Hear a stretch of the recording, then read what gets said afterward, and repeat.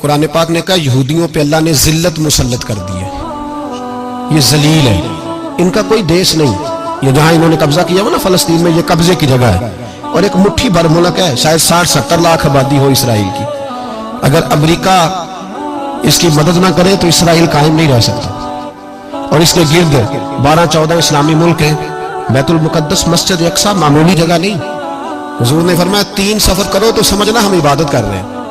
کون کون سے؟ فرمایا اگر بیت اللہ جاؤ تو عبادت سمجھ کے جانا، مسجد نبوی کی طرف جاؤ تو عبادت ہے، اور مسجد اقصیٰ کی طرف جاؤ تو یہ بھی عبادت ہے۔ اور فرمایا مسجد اقصیٰ میں جس نے ایک نماز پڑھی اسے 25,000 نمازوں کا ثواب ملے گا۔ اور میرے رسول پاک نے یہ وہ مسجد ہے جس کے ساتھ معراج شریف جڑا ہوا ہے۔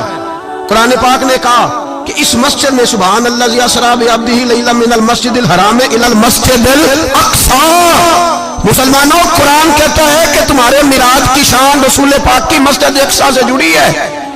جس محبوب کو رب معراج کرائے تو مسجد اقصیٰ میں لا کے کرائے۔ وہ جگہ معمولی جگہ ہے، وہ معمولی جگہ ہے مسجد اقصیٰ۔ نبی پاک نے وہاں نبیوں کی امامت کرائی، 17 مہینے اس مسجد کی طرف منہ کر کے تیرے اور میرے رسول نے نمازیں پڑھی۔ چھوٹی جگہ ہے، اور پوری دنیا کا مسلمان اسے چاہیے شرم سے گڑ جائے۔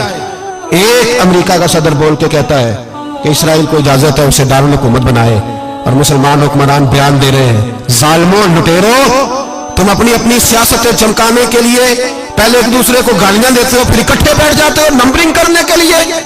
تم دین کے اس مسئلے میں سارے اکٹھے کیوں نہیں بیٹھے؟ سارے پاکستان کے سیاستدانوں کو، علماء اور مشائخ کو چاہیے تھا ایک پیج پہ اکٹھے ہوتے، اکٹھے بیٹھ کے ایک بیان ہی دے دیتے، ایک بات ہی کر دیتے۔ پھر میرا سلوٹ ہے ترکی کے صدر کو، پھر میرا سلوٹ ہے ترکی کے صدر کو۔ عجیب بات ہے نا کہ اس کے پاس ایٹمی طاقت آپ سے کمزور ہے، آپ کی تگڑی ہے۔ اس کے پاس جو فوجی طاقتیں ہیں وہ اپنی جگہ پر آپ کی فوجی طاقتوں کا لوہا مانتی ہے دنیا، لیکن پھر مجھے کہنے دو نا، میدان میں بندہ ایٹمی طاقت سے نہیں لڑتا، ایمان کی قوت سے لڑتا ہے۔ وہ بول اٹھا ہے نا، کیا کر لیا اس نے اپنی پارلیمنٹ سے خطاب کیا۔ اس نے بہت عرصہ پہلے کہا تھا مسجد اقصیٰ میری خواب میں آئی تھی، اور رو کے کہتی تھی آئے مجھے کوئی صلاح الدین ایوبی کا ماننے والا، کوئی آئے مجھے بچائے۔ کہتے میری خواب میں آئی تھی اور روتی تھی، کہتی تھی کوئی آئے۔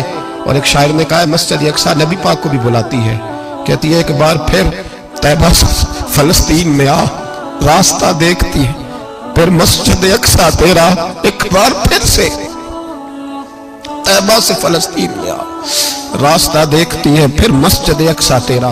کوئی بول رہا ہے نہیں اتنا مقدس مقام، چھوٹے چھوٹے بیان، اور کہیں اکٹھے ہو جاؤ، پیش گوئی کر رہا ہوں بڑی جلدی اس امریکہ کو لوگ ٹوٹتا ہوا دیکھیں گے، اس سے بکھرتا ہوا دیکھیں گے، اس سے لرزتا ہوا دیکھیں گے، اس لیے کہ مقابلے رب رسول سے اتنے آسان نہیں۔